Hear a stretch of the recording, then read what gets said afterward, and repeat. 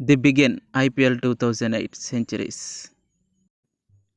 IPL Centuries 2008 logo of 2008 IPL చరిత్రలో సెంచరీస్కి పునాది వేసిన మొదటి వ్యక్తి బ్రెండన్ మెక్కాలం. కేకేఆర్ వర్సెస్ ఆర్సీబీపై 73 బంతుల్లో 180 రన్లు చేసి నాటౌట్గా నిలిచారు.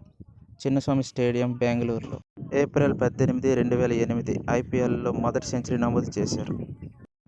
ఐపీఎల్లో రెండవ సెంచరీ నమోదు చేసుకున్నవారు మైకెల్ హుసైన్.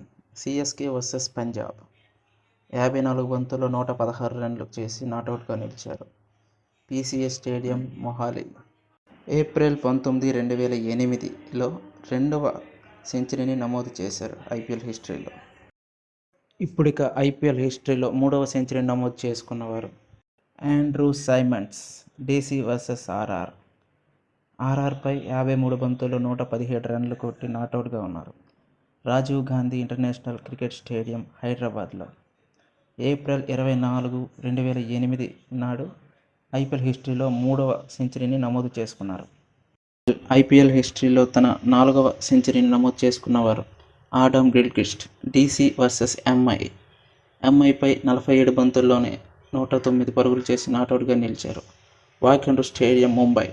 ఏప్రిల్ 27, 2008లో తన 4వ సెంచరీని ఐపీఎల్ హిస్టరీలో నమోదు చేశారు. ఐపీఎల్ హిస్టరీలో 5వ సెంచరీ నమోదు చేసుకున్నవారు షహనాజ్ జయసూర్య.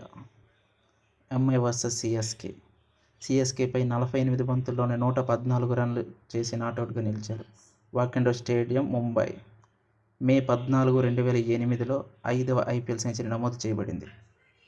ఐపీఎల్ హిస్టరీలో 6వ సెంచరీ నమోదు చేసినవారు షాహూన్ మార్ష్.